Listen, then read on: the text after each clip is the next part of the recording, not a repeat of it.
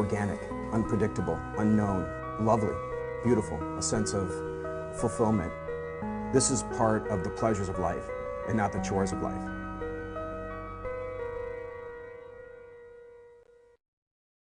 Coming up tonight on Daily Iowan TV, we will take a look at a tragic attack that took place at a university in Pakistan. And the popular university help website Clusterfunk is no more. Find out what happened to the forum and how people are reacting to the news. In sports, we talk more top-ranked teams. Coming up, Iowa Wrestling sits at the #2 spot in the nation with another ranked opponent next on their agenda. All that and more coming up. Daily Iowan TV starts now.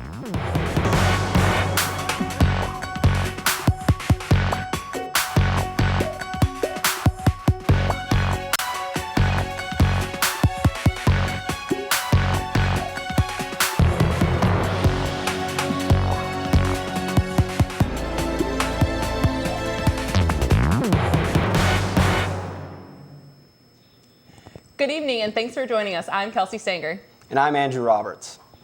At least 20 people were killed and dozens were wounded when armed militants stormed into a university in northwestern Pakistan Wednesday. The assault was reported to be timed to ensure a maximum amount of people would be in attendance. Those wounded in the attack are currently being treated for their wounds. Popular website Clusterfunk, often used to assist UI students with classes throughout the semester, was shut down in December. Founded by 2 former University of Iowa students, the website has been used campus-wide the past few years. Let's take a look at how students are preparing themselves for a spring semester without Clusterfunk. Daily Iowan TV reporter Becca Scandon has the story. Clusterfunk.com is a popular website students can visit to search for old tests, study guides, and review materials for their classes. Clusterfunk was founded by 2 former University of Iowa students. Since its launch in 2013, it's been used widely across campus. However, students' use of this online resource is going to have to come to an end. In late December, Clusterfunk posted a message on their website announcing that they had shut down their services. They stated that they were unable to find a viable business model to support their company. We went out to see how Clusterfunk has impacted students at Iowa. I used it a couple times, mostly during finals week when I was trying to study and do practice problems for a couple classes. I thought the website was good for different practice tests and practice problems so I could get an idea of what a test would be like that was coming up for me. But I think I'll have to get more practice problems from like a textbook or somewhere else, but I can't get a practice test from there anymore. Reporting from the main library, this is Becca Scadden. An Iowa bus driver is under investigation after an Iowa State student was hit and killed last month when she was crossing the street. Benjamin Clegg was arrested in connection to the fatal accident that left 18-year-old Emily Jacobs dead. Clegg is a driver of a Cy Ride bus. The case is currently under investigation by the Ames police as Clegg remains in custody. If convicted, Clegg faces charges of leaving the scene of a fatal accident and failure to obey a traffic control device. Changes in apartment complex recycling may be coming to Iowa City. The Iowa City Council is now pushing for an ordinance requiring landlords of large apartment buildings to hire private recycling services for their tenants. For years, Iowa City apartment tenants have not had a recycling option on the property. The City Council is to meet in a few weeks with the vote on the new ordinance. The official RAGBRAI website asked readers for input on preferred routes for next year's ride. The poll showed popularity among cities such as Ottumwa, Mount Pleasant, and Burlington. The annual cycling trip will take place in the overnight towns this summer, and you can save the date for the official route announcement that will be announced later this month at Capitol Square. The Confederate flag was seen flying behind a plane in the Florida capital city early Tuesday morning. A group called Save Southern Heritage flew the plane in response to the potential legislation that would ban the display of the flag on public property in Florida. The plane was reported near the Florida State University, Florida A&M University, and near the downtown Tallahassee area. The group's slogan is to preserve and promote the history of the South. Well, it's been a chilly few weeks these past few weeks, but hopefully we can see a warm up in our future. It certainly has been cold, but let's toss it over to Melanie Taylor in the weather studio to see the rest of the week's forecast. Thanks, Kelsey and Andrew. Temperatures are rising and things are definitely starting to look up for students walking to class. Thursday, we can expect a high of 28 degrees with a low of 17. In the morning, we see temperatures in the mid-teens, but by the afternoon, we are looking at an increase to 25 degrees. Temperatures will be in the lower 20s by evening. We should not be getting any more snow this Thursday, but we will have overcast skies all day. Taking a look at the rest of this week's forecast. Friday will continue with temperatures in the mid-20s and overcast skies. Saturday, we see similar temperatures but a clear sky. Sunday, we have temperatures rising into the 30s with a mostly cloudy sky. Looking into Monday, we see a drop in temps with a 50% chance of snow showers. Sadly, by Tuesday, we will be back to temperatures in the mid-20s. That's all for now from the Weather Studio. Back to you at the desk. Governor Branstad has proposed a 2% school increase for the 2016-2017 school year for the educational funds. School administrators, however, say it will be another year of limited funds for Iowa education.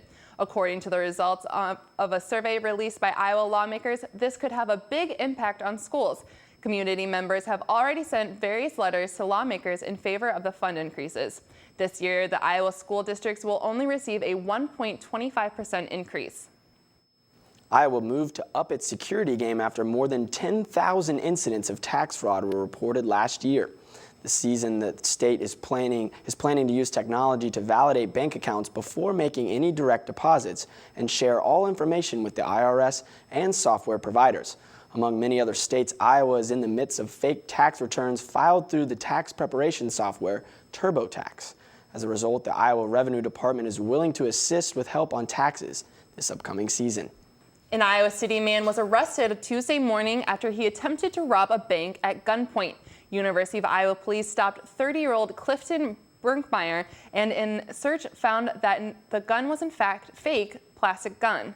After the discovery, Brinkmeyer was taken into custody and charged with second-degree robbery.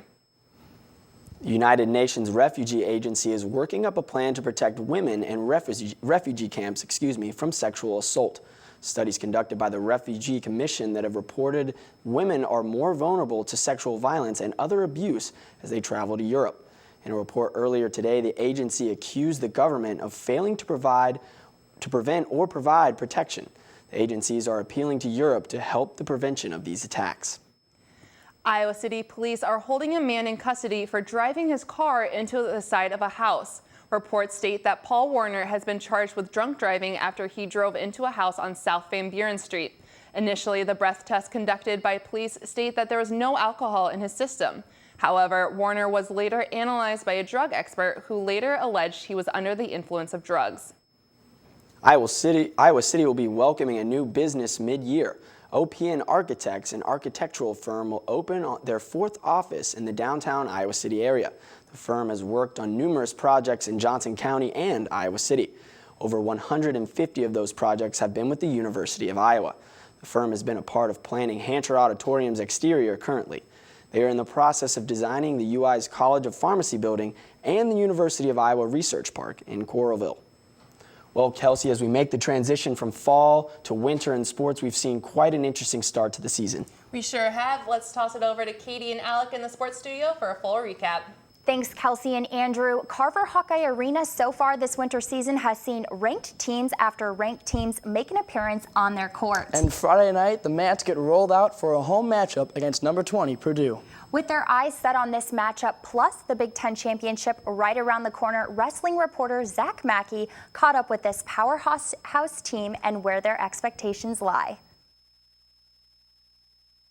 The Iowa wrestling team is hitting the heavy part of the schedule. With the Big Ten play in full force, it seems to be running downhill at this point for head coach Tom Brands and his team. Pretty good job so on and so forth as far as continuing to put ourselves in a national conversation at every weight. And what I mean by that is, you look at 141 and 165, they're maybe making improvement. It has been a while, and let's put on a show in front of our fans and have fun. And with two meets this weekend, one home against Purdue and the other on the road against a top 10 opponent in Nebraska, Coach Brand says not much changes for his guys. I mean, you don't have a crystal ball, so first of all, you got to see how things shake out after Friday. But the biggest thing is we've done it before, our guys have done it before, and say it a lot, where there's an event on a date at a place, you got to be ready to go. The Hawkeyes had a great break over the Christmas holiday after receiving first place at the Midland Championships in Evanston, Illinois. But this Iowa wrestling squad is getting ready for the best part of the season. It's the most exciting part of the season, and we get to wrestle more. You know, we don't have to. We have practice, and then we want to wrestle. But yet these wrestlers know all too better than to be looking too far into the future. Wrestling, I can't be looking forward 2 Big Tens, 2 Nationals. I got to take it one match at a time. For Daily Iowan TV Sports, I'm Zach Mackey. After Friday night's Big Ten duel, Iowa makes a quick turnaround and heads to number 11 Nebraska on Sunday. And Katie, with it being an Olympic year, prior to Iowa and Purdue wrestling match, the U.S. Women's National Wrestling Team will have 2 special wrestle-offs at 6:30 p.m. Wrestling reporter Laura Belanda tells us more about this incredible team and how the men's team is handling having a few women around.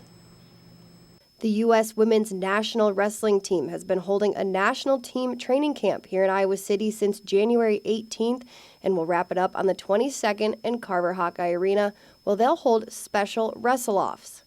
These wrestle-offs are used to determine the 4 positions on the U.S. Women's Freestyle team.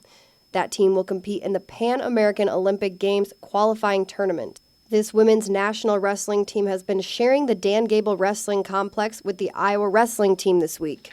There's no place really like University of Iowa and Iowa City. I mean, you can travel across, obviously there's traditions of excellence. You know, if we go to Japan in their Olympic training center, they've set a standard in the sport of women's wrestling. There's a tradition of excellence there, and so we can go there, but it's still not the same. You know, it's pretty cool. It's I haven't really been around the women's wrestling team before, so maybe learn some new things here and there, and it's a good experience. Laura Belanda, Daily Iowan, TV Sport. The team has been practicing in Iowa City all week long and will conclude after those matches on Friday. Stepping away from the mat, but sticking with the magic happening inside Carver Hawkeye Arena, senior Mike Gazelle was named a candidate for the Senior Class Award. Yeah, and the Class Award is a prestigious award that focuses on seniors that excel in achievements such as community, classroom, character, and competition. The Nebraska native is averaging career bests in scoring, rebounds, assists, field goal percentage, 3-point accuracy, and assist-to-turnover ratio. Gazelle actually graduated just 3 years in the university, but with 1 more year of eligibility left on the basketball court, he's now taking graduate courses for his last year. A very deserving honor for the senior. Another team taking the court this week is Iowa women's basketball. Yeah, the 13-5 squad welcomes a 6-11 Penn State team to Iowa City on this Wednesday night. Now, earlier this week, head coach Lisa Bluter stressed not to be deceived by Penn State's record because in this league, it's anyone's game. Penn State, I told the team today, don't be deceived by their record. They won their first game against Northwestern, and then they've dropped 5 in a row. But this is a team that is very good. They're shooting the ball better than they did last year. They can turn it up at any time. On Thursday's show, we will have a recap of that game, so be sure to tune into that. Also on Thursday's show, Mike Gazelle and his undefeated conference team head to Rutgers. Find out more on that matchup. But that'll do it for Katie and myself on this Wednesday night. Back to you guys at the desk. The UI Museum of Natural History was just short of making the top 10 on the 30 most amazing high education natural history museums list on bestcollegereviews.org. The museum was ranked at number 11 this year. Ranked besides the museum is Connecticut State's Museum, which ranked at number 10, and Beninsky Museum of Natural History at Amherst College in Massachusetts. Well, that's all the time we have for you tonight on Daily Iowan TV. Be sure to tune in tomorrow for all of the latest news. For Daily Iowan TV, I'm Andrew Roberts. And I'm Kelsey Singer. Have a good night.